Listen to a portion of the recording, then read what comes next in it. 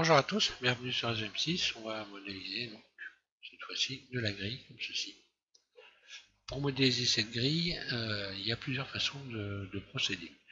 On peut utiliser par exemple les courbes de Bézier, ce que je ne vais pas faire pour une raison extrêmement simple, et puis utiliser modificateur tableau.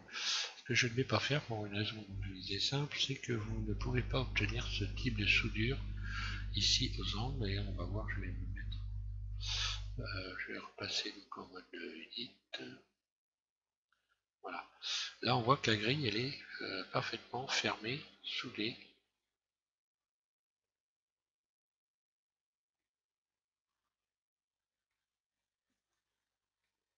Voilà, comme ça, on peut voir. Voilà, donc là, elle est parfaitement soudée partout. Et donc, on n'utilisera pas les courbes de Bézier, puisque si j'utilisais les courbes de Bézier, elles ne seraient soudées que sur le centre. Ce qui ne donne pas un bel aspect si vous voulez faire. Là, on voit qu'on peut faire du grillage, que l'on peut faire également de la calandre. Calandre de voiture, enfin, on peut faire beaucoup de choses, hein. Alors, si vous voulez rajouter un cadre quand vous aurez fait votre grille, surtout vous mettez un cadre à part, parce que si vous tentez de joindre ici les bords et puis ensuite d'extruder, vous n'aurez pas un joli cadre. Ça vous fera un cadre déformé et puis il sera fermé, il sera ouvert sur l'intérieur ici du dos. Enfin, on va voir ça dans le tuto, donc je vais supprimer ça et je vais passer à mes explications du dessus. D'ailleurs, j'aurais mieux fait d'ouvrir une autre fenêtre, ce que je vais faire. Je vais remettre mon curseur au centre. Le curseur est au centre, voilà. Donc on va ajouter une grille. Donc créer ici, on va ajouter une grille.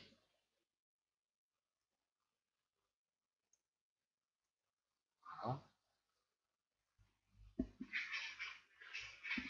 Et cette grille, on va l'emmener en mode élite. Sélectionnez ici le mode face. Vous désélectionnez votre grille. C et vous enlevez tout le centre de la grille.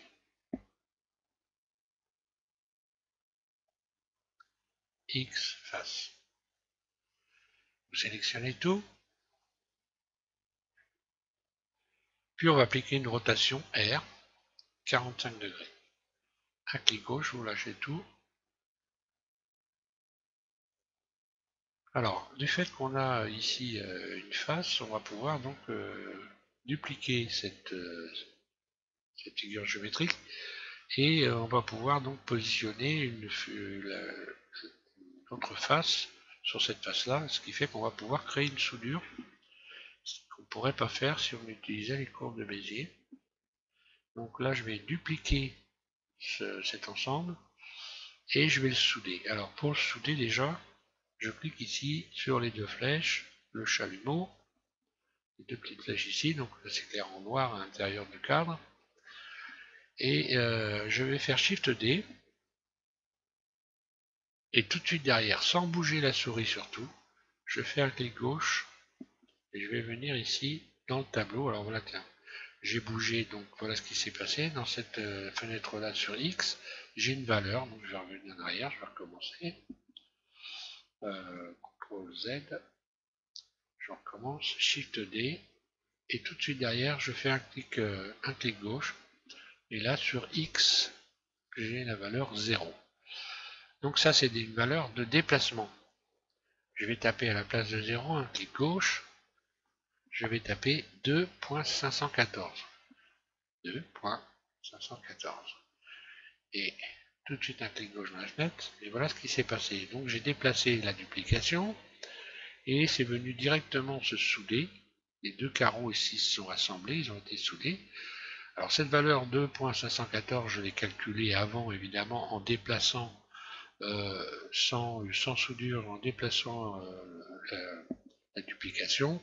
Je suis tombé sur le chiffre 2.514, voilà, ça peut rien vouloir dire du tout, hein, c'est juste une unité de valeur Blender.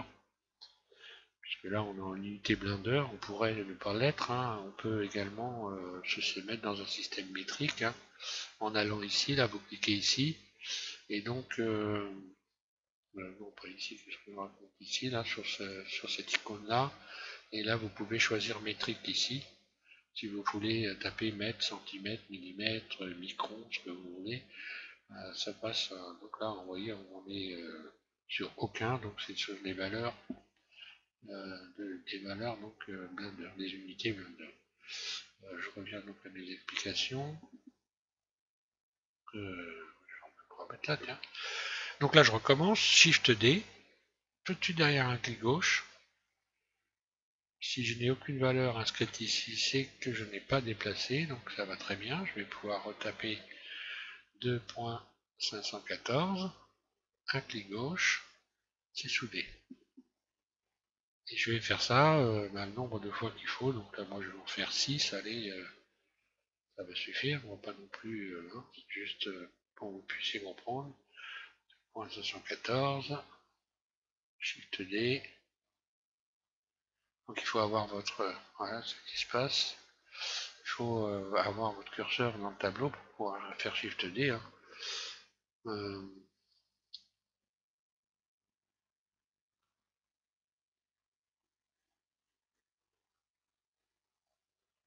Voilà, je vais en faire 6, allez. Voilà. Donc tout est bien soudé, il n'y a pas de problème. Maintenant, je vais rajouter donc cet ensemble qui est soudé. Je vais le dupliquer également et je vais le rajouter par-dessus maintenant. En gardant la même valeur, puisque ce sont des carrés. Donc la valeur de déplacement automatiquement va être la même. Je sélectionne tout. Shift D, je duplique, un clic gauche. Mais là, je vais déplacer l'ensemble, non pas sur X, donc ici, qui est symbolisé ici, mais sur Y. Et je vais taper 2.514 ici. Et je recommence, Shift D. Bon, je mets ma souris curseur dans la fenêtre, hein, dans la vue 3D.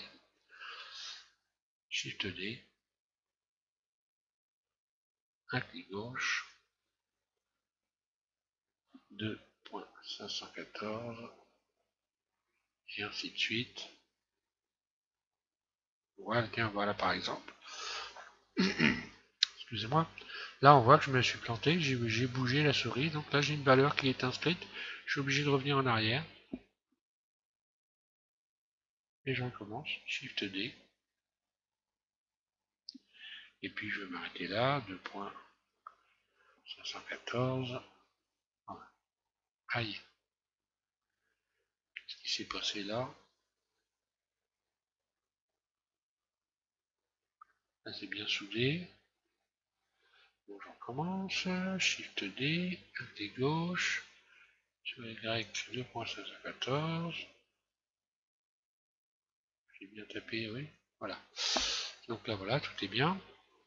Je vais pouvoir maintenant ici décocher la soudure et contrôler si tout est bien soudé en faisant CTRL L.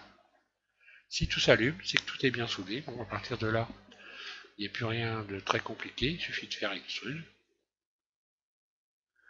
Ici, si vous avez un carré ici, vous aurez automatiquement, en utilisant la subdivision aussi, ajouté un modificateur. Donc la clé plate ici, ajouter un modificateur subdivision.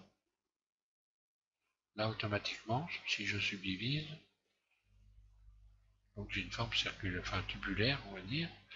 Et puis, je vais pouvoir maintenant, pendant que je suis là, adoucir. Voilà. Donc là, j'ai un grillage, en quelque sorte, hein. Maintenant, je peux modifier ce grillage en modifiant par exemple l'épaisseur, hein, voilà. Là, j'ai notre type de surface à losange. Ensuite, je peux me mettre en mode objet, je peux modifier, je me mets en but dessus. Je vais en profiter d'ailleurs pour lui redonner une origine. Définir origine vers géométrie. Et puis ensuite, curseur qui est ici, je vais le mettre au centre. Shift S, curseur vers le centre. Il est venu se centrer sur la grille ici, et puis ensuite Shift S, ma grille, je la mets sur le curseur. Et puis voilà, donc après, on n'a plus qu'à. Alors là, on voit que la soudure, voilà, on voit bien que la soudure est parfaite, il n'y a aucun problème. Vous pouvez ensuite appliquer, alors suivant ce que vous allez faire de votre grille, si vous la mettez dans un film qu'elle est très loin, inutile d'aller subdiviser pour rien du tout, puisque en termes de visuel dans une vidéo, ça ne servirait à rien du tout. Vous risquez simplement d'alourdir votre scène pour rien du tout. Donc suivant ce que, imaginons par exemple, ce soit une prison, qu'il y ait quelqu'un derrière. Donc là évidemment, je vais faire en sorte d'avoir une grille qui soit bien propre. Hein. Je vais m'en mettre en ligne dessus. Mais si c'est pas le cas, si vous n'avez pas une vision directe, zoom sur la grille, inutile de subdiviser pour rien du tout. Donc à partir de là, je peux la déformer dans tous les sens. Hein. Et puis voilà, faire une grille gratte-pied pour le jardin, ainsi de suite quoi. Hein. Maintenant, si vous voulez faire un cadre, surtout inutile de vouloir ici faire ceci par exemple, et puis fermer, puis faire le tour, vous n'aurez pas un beau résultat. Le mieux, c'est simplement de faire un. Je vais mettre dessus si on veut faire un cadre. Je vais faire le cadre pendant que j'y suis après tout. Voilà. Je vais mettre dessus. Donc là, je vais faire un cadre à part. Je suis au centre, c'est bon. Je vais rajouter un plan. Je vais rajouter donc un plan. Ce plan, je vais donc ici le positionner comme ça.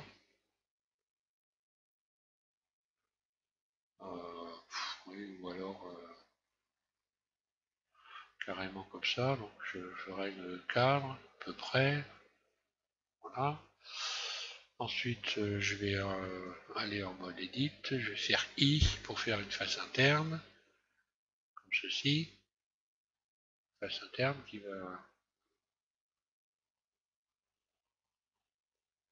Voilà, comme ça par exemple. Je supprime la face au milieu, X face. Et puis là, je vais pouvoir m'amuser à retoucher mon cadre.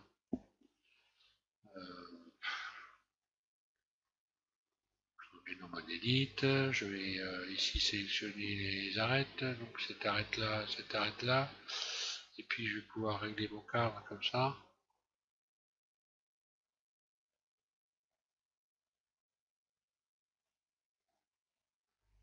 Je vais refaire une petite surface.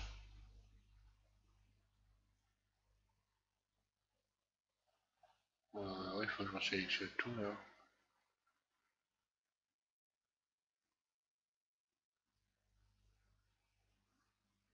Voilà, puis vous ajustez votre cadre. Hein.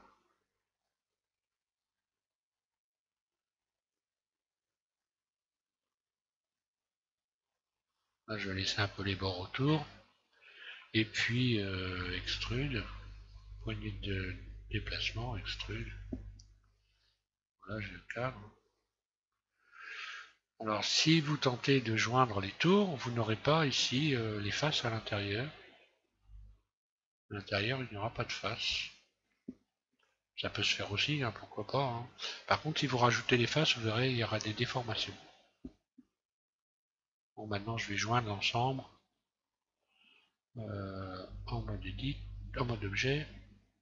Je sélectionne mon cadre et ma grille. Et puis, je vais la joindre, par exemple. Je vais joindre les deux. Joindre ici. Ce qu'il y a par contre, je n'ai plus la subdivision. Ouais, je vais revenir en arrière. Alors là, si je la joins, en fait, la subdivision de la grille, ici, il faut que je fasse appliquer avant. Et ensuite, je vais faire joindre. Donc ensuite, maintenant, je vais joindre les deux.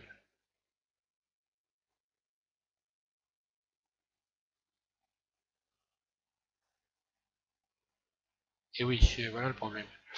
Donc, qu'est-ce que j'ai fait là? Je l'ai appliqué à la grille, là, donc il faut pas que je l'applique à ça.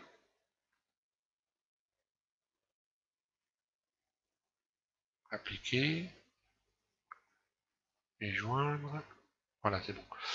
Il faut penser donc à appliquer à la grille votre modificateur, hein, sinon automatiquement le cadre lui aussi va subir la modification de la subdivision et ça va être tout déformé. Voilà, on n'a plus qu'à rajouter maintenant une texture. Je vais faire ça vite fait. Hein.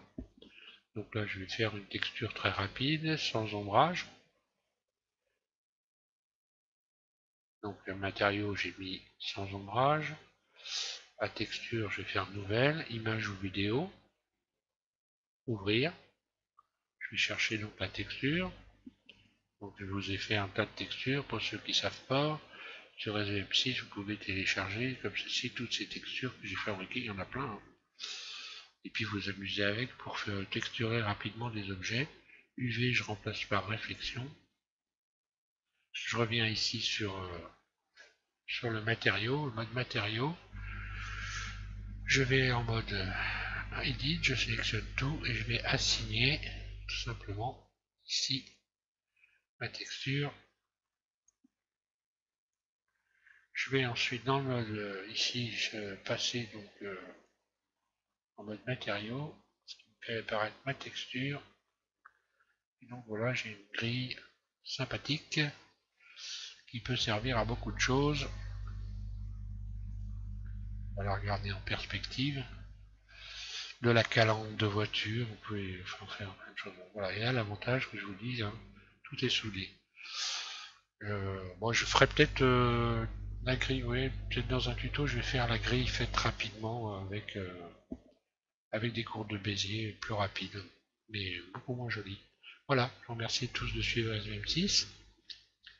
Je vous invite donc à suivre pour ceux que ça intéresse évidemment, tout cet ensemble de tutoriels que j'ai fait sur les surfaces. Donc vous tapez surface SVM6 dans la fenêtre de votre moteur de recherche, vous aurez toutes les vidéos qui seront affichées puisque j'ai fait une playlist.